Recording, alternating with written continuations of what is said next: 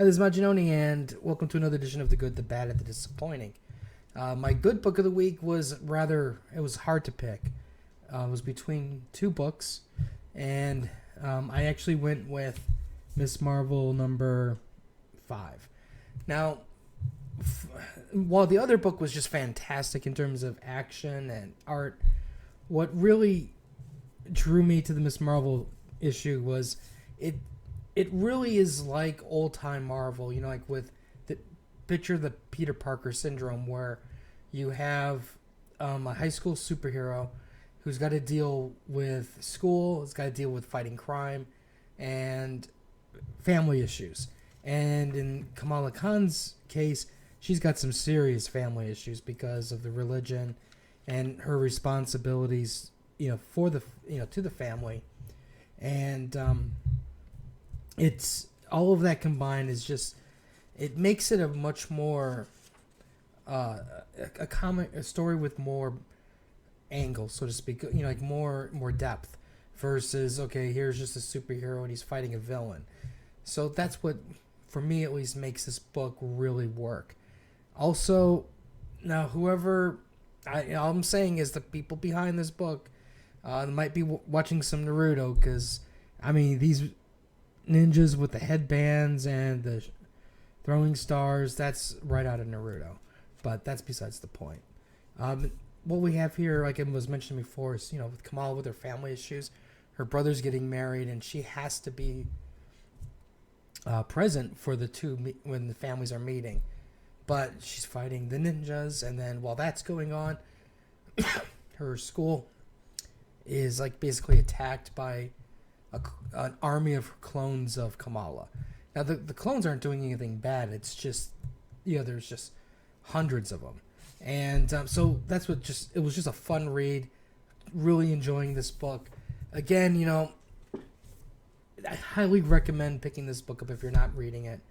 It's just really, really good. It's one of the best Marvel books out there. Okay, the bad. Well, I'll just call this the really crappy book, and that's Infinity Entity. Now, basically, what it is it's Warlock, and he's looking for people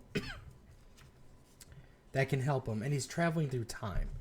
So he ends up meeting the Avengers, and then they're at one of their very first meetings, and he's like, "I don't remember you," and then they're fighting, and it's soulless, is what it is. It's really crappy, and if this is the way this thing is going to start, I'm pretty much, I think it's safe to say that this is probably going to be a nice skip book, because the story really didn't do anything.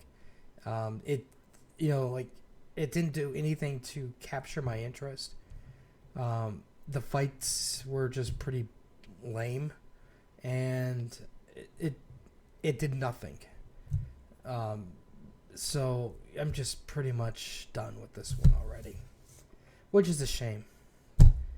The disappointing, and that's Mockingbird number 1. Now, I get the book. This book partially works because it's a good introduction, meaning, it's like you ease into the character for Mockingbird. For those who have had limited exposure towards her. There's a lot of little tidbits of humor, like she's got to go to these physical things, and in the waiting room you see like Hercules and Iron Man. There's other characters that appear during her mini appearances in the waiting room. This bio part is funny,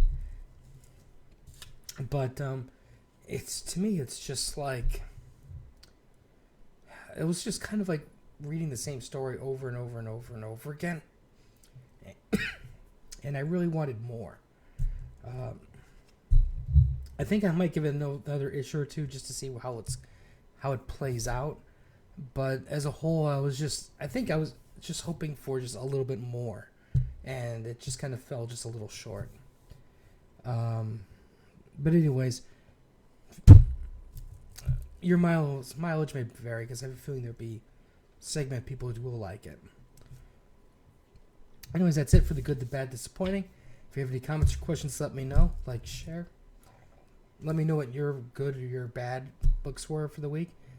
And we'll have more stuff later. So until next time.